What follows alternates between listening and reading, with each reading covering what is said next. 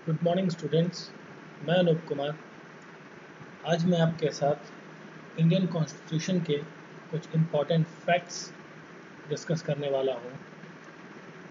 ठीक है, जो आपके एग्ज़ाम पर्सपेक्टिव व्यू से इम्पॉर्टेंट हो सकते हैं। ठीक है, तो इस सीरीज़ में देखते हैं हम। सबसे पहला पॉइंट है द लॉन्गेस्ट और lengthiest constitution in the world. जो हमारा संविधान है वो सबसे लंबा लिखा हुआ संविधान है, लिखित संविधान है। ठीक है, तो जिसमें कि प्रेजेंट टाइम में 448 आर्टिकल्स हैं, 12 शेड्यूल्स हैं और 25 पार्ट्स हैं, और जिसमें कि 395 आर्टिकल्स जो थे प्रीवियसली का मतलब जब कॉन्स्टिट्यूशन हमारा बना था उस टाइम पर 395 आर्टिकल्स थे, 22 पार्ट्स थे और 8 शेड्यूल थे। अभी 8 से 12 कैसे हुए ये तो हमने प्रीवियस क्लास में देख चुके हैं कि कौन कौन से शेड्यूल्स आपके ऐड किए गए। और एट प्रेजेंट हमने कॉन्स्टिट्यूशन में 104 अमेंडमेंट्स किए हैं। और कॉन्स्टिट्यूशन में अमेंडमेंट करने का तरीका क्या है, उसके लिए इम्पोर्टेंट है आपका आर्टिकल नंबर 368। ठीक है, आर्टिकल 368 के तहत हम क्या करते हैं, किसी भी कॉन्स्टिट्यूशनल आर्टिकल को अमेंड कर सकते हैं। ठीक है, कॉन्स्टिट्यूशन को अमेंड करने के लिए के प्रोविजंस के बारे में जो जानकारी है वो कहाँ से मिलती है, हमें 368 से मिलती है। ठीक, अब जो ये आपका कॉन्स्टिट्यूशन है वो आपका हिंदी और इंग्लिश दोनों लैंग्वेजेस में लिखा हुआ है, और जो कि 1,17,000 वर्ड्स के साथ में लिखा गया है इंग्लिश वर्जन में। ठीक है, तो कई बार ये क्वेश्चन पूछ लिया जाता है कि जो ओरिजिनल कॉन्स्टिट्यूशन है वो कितने वर्ड्स में लिखा गया है, तो आप अप्रॉक्सीमेटली ये फिगर याद कर सकते हैं कि 1.17 लाख के वर्ड्स रहेंगे। ठीक है, और जो ओरिजिनल कॉन्स्टिट्यूशन है आपका वो पार्लियामेंट की लाइब्रेरी में रखा गया हुआ है विद हीलियम फील्ड, ताकि वो ख़राब ना हो। ठीक है, देखिए जैसा कहा था अभी आपसे कि ये जो हाथ से लिखा हुआ है हैंड रिटन कॉन्स्टिट्यूशन है, और लिखने वाले कौन हैं, ये प्रेम बिहारी नारायण रायज़ादा। ठीक है, और इन्होंने 6 महीने लगाए थे पूरे कॉन्स्टिट्यूशन को लिखने में। ये आपका सेकंड पॉइंट हो गया। ठीक, फिर हम बात करते हैं अगले पॉइंट की, जो कि हमारा थर्ड पॉइंट है। वो क्या है, आर्टिस्टिक है। हमारा कॉन्स्टिट्यूशन मीन्स जो कॉन्स्टिट्यूशन है उसकी जो बाउंड्रीज़ हैं, जो कवर पेज है, वो बहुत ही सुंदर तरीके से सजाया गया है।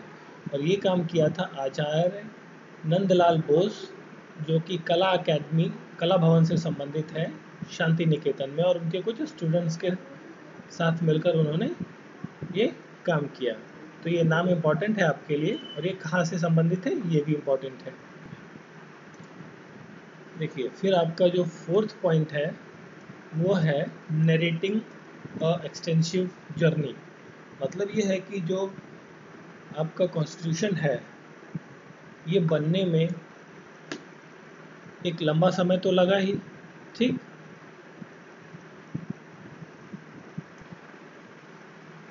ठीक है, और ये जो बनाया गया था इसके जो चेयरमैन थे ड्राफ्टिंग कमेटी के, वो आपके B.R. अम्बेडकर साहब थे, भीमराव अम्बेडकर।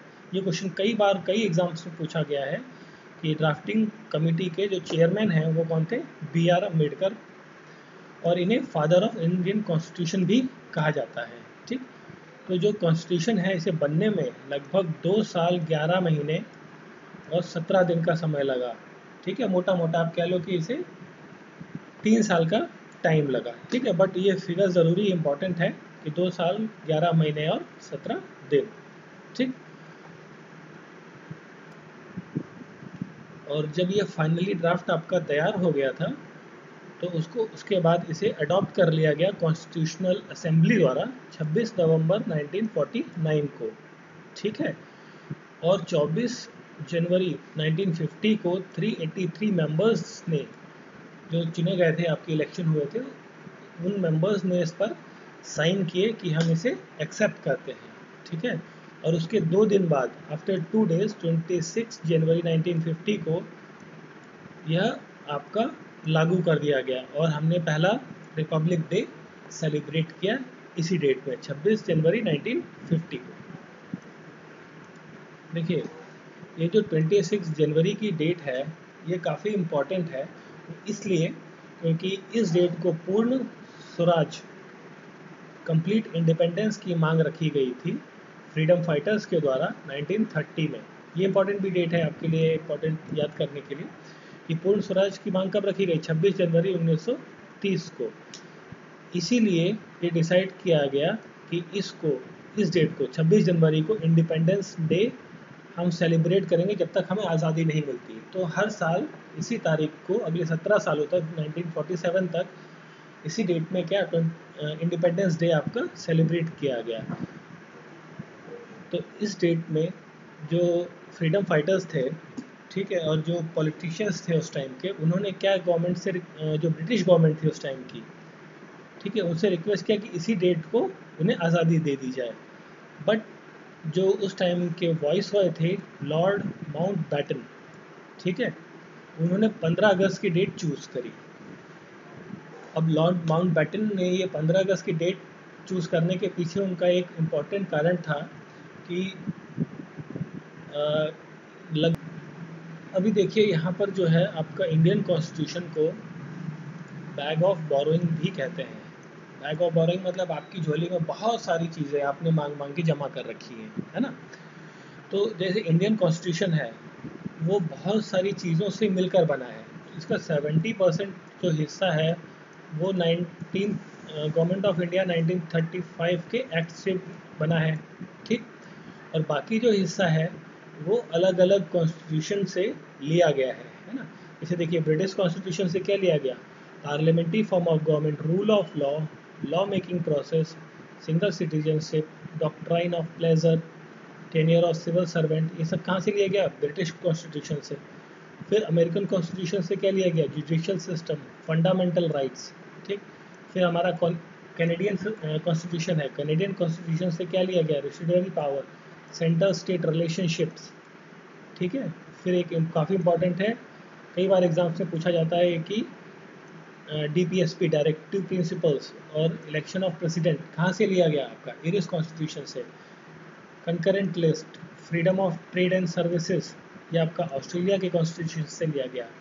इमरजेंसी का प्रोविजन आपका वीमर कॉन्स्टिट्यूशन से लिया गया।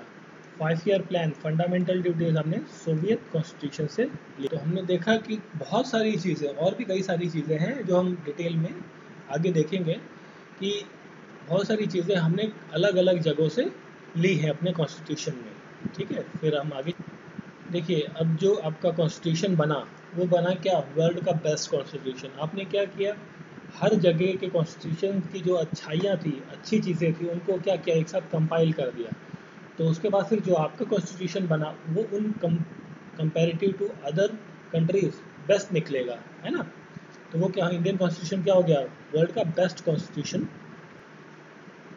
चलिए फिर हम देखते हैं जो हमारा कॉन्स्टिट्यूशन है वो क्या है, रिजिड भी है और फ्लेक्सिबल भी है, ठीक है।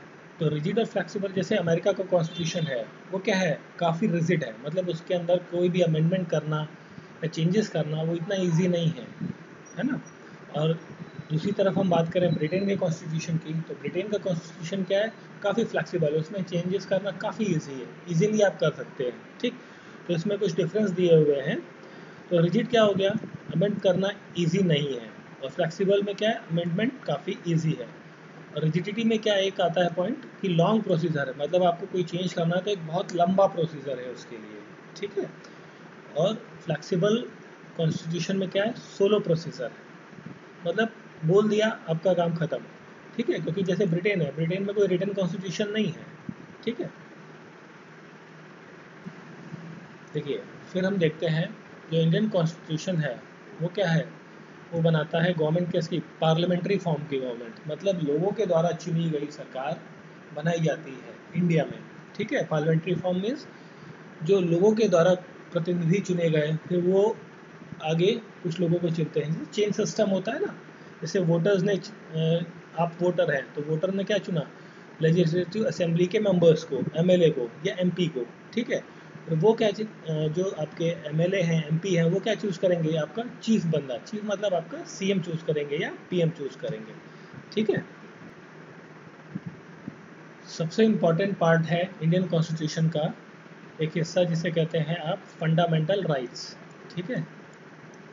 तो इंडियन कॉन्स्टिट्यूशन में ओरिजिनली 7 टाइप के फंडामेंटल राइट्स थे, बट हमने कुछ अमेंडमेंट्स करके जो हमारा एक 7वां फंडामेंटल राइट्स था, राइट टू प्रॉपर्टी, उसे हटा दिया और अब हमारे पास कितने राइट्स बचते हैं, 6 राइट्स बचते हैं फंडामेंटल, जो कि है equal right to equality, right to freedom, right to religious freedom, right against exploitation, cultural and educational rights और कॉन्स्टिट्यूशनल रेमेडीज। इनके बारे में भी हम सेपरेट चैप्टर्स में देखेंगे। कुछ समय बाद इंडियन कॉन्स्टिट्यूशन में फंडामेंटल ड्यूटीज़ भी ऐड की गई पार्ट 4 में। ये पार्ट 4 के अंदर फंडामेंटल ड्यूटीज़ ऐड की गई, ठीक है। ओरिजिनल कॉन्स्टिट्यूशन में फंडामेंटल ड्यूटीज़ नहीं थी, ठीक है। ये हमारा जो आपका हुआ था, ये इमरजेंसी केस जो आया था 70s के ड्यूरेशन में, तो उस टाइम के बाद आपका फंडामेंटल ड्यूटीज़ भी ऐड की गई, ठीक है। फंडामेंटल ड्यूटीज़ मतलब जैसे आपको रिस्पेक्ट करनी है, फॉलो करना है, कोई लॉ है, रूल है, प्रोटेक्ट करना है किसे, हेरिटेज को, इन्वायरमेंट को, कल्चर को, डिफेंड करना है, प्रमोट करना है, डेवलप करना है और यूनाइट करना है। ये सब क्या है, इन सब के आपके जो फंडामेंटल ड्यूटीज़ हैं वो कॉन्स्टिट्यूशन में इन लिस्ट की बात करें तो 11 फंडामेंटल ड्यूटीज़ दी गई हैं, ठीक है। और उनकी डिटेल हम आगे देखेंगे। फिर हम बात करते हैं इंडियन कॉन्स्टिट्यूशन क्या प्रोवाइड करता है, डायरेक्टिव प्रिंसिपल्स, ठीक है। राज्य के नीति निर्देशक सिद्धांत जिसके थ्रू और जिसके तहत राज्य की और केंद्र की सरकारें लॉज और एक्ट्स बनाती हैं, ठीक है। तो डायरेक्टिव प्रिंसिपल्स जो है वो आपके 3 टाइप्स के डिवीज़न किया गया है। एक सोशलिस्ट प्रिंसिपल है जिसके अंदर ये आर्टिकल्स आते हैं, ठीक है। और फिर गांधीयन प्रिंसिपल है जिसमें आर्टिकल 43, 40, 45, 46, 47, 48 आर्टिकल्स आते हैं। फिर लिबरल प्रिंसिपल है जिसमें आर्टिकल 44, 45, 49, 50 और 51 आते हैं, ठीक है। इन सभी आर्टिकल्स के बारे में हम डिटेल स्टेप बाय स्टेप देखते जाएंगे आगे। फिर एक पॉइंट है हमारा, इंडियन कॉन्स्टिट्यूशन क्या सैंक्शन करता है, सिंगल सिटीजनशिप, ठीक है, एकल नागरिकता, ठीक है। जैसे आपका अमेरिका है, यूएसए है, वहाँ पे क्या है, डुअल सिटीजनशिप है। आप अमेरिका के भी नागरिक हैं या उस पर्टिकुलर छोटे से देश के भी नागरिक हैं, जो भी वहाँ की डिफरेंट कंट्रीज़ हैं या स्टेट्स हैं, ठीक है। यहाँ पर आप चाहे आप कहीं भी रहें, जम्मू में यहाँ रहें, चाहे आप जम्मू कश्मीर में रहें या गुजरात में रहें या इधर बंगाल में रहें, आप सिंगल नागरिकता आपको मिलेगी, ठीक है। चलिए अब हम नेशनल फ्लैग के बारे में कुछ इंपॉर्टेंट फैक्ट्स हैं जो कई बार एग्जाम्स में पूछ ले जाते हैं, उनको देख लेते हैं। जो आपका नेशनल फ्लैग है, ठीक है, वो आपका 3 कलर्स से मिलके बना हुआ है। चौथा है हमारा ब्लू कलर, है ना। तो पहला है हमारा कौन सा, केसरिया, ठीक, फिर सफ़ेद और फिर हरा, और बीच में क्या है, एक चक्र है जिसमें 24 स्पोक्स हैं, मीन्स तिलियाँ हैं, ठीक है, जिसका कलर है लाइट ब्लू और स्काई ब्लू कलर का, ठीक है। और इसका जो कॉन्सेप्ट है वो दिया गया था पिंगली वेंकैया के द्वारा, ठीक है। ये क्या थे, एक फार्मर थे। ये फ्लैग जो है डिज़ाइन या ऐसा होना चाहिए फ्लैग, इसके बारे में बताया था पिंगली वेंकैया ने। ये कौन है, पिंगली वेंकैया हैं मछलीपट्टनम के एक फार्मर। और मछलीपट्टनम कहाँ पड़ता है, ये आपका आंध्र प्रदेश जो साउथ इंडिया का पार्ट है, वहाँ का एक डिस्ट्रिक्ट है, मसूली उस टाइम का इलाका है, ठीक है। चलिए लास्ट में हम बात करते हैं नेशनल एंथम की। ये नेशनल एंथम लिखा हुआ है आपके सामने, जन गण मन अधिनायक जय है, ठीक है। इसको लिखने वाले जो थे वो थे आपके रविंद्रनाथ टैगोर, ठीक है। और ओरिजिनली जो नेशनल एंथम है वो बंगाली भाषा में लिखा गया, और इसको हिंदी में ट्रांसलेट करने वाले जो थे वो थे आबिद अली, ठीक है, जो कि जिन्होंने इसको हिंदी में ट्रांसलेट किया था 1911 में, ठीक। सो अब मैं अपनी क्लास यहीं समाप्त करता हूँ। मिलते हैं नेक्स्ट क्लास में। Thank you very much.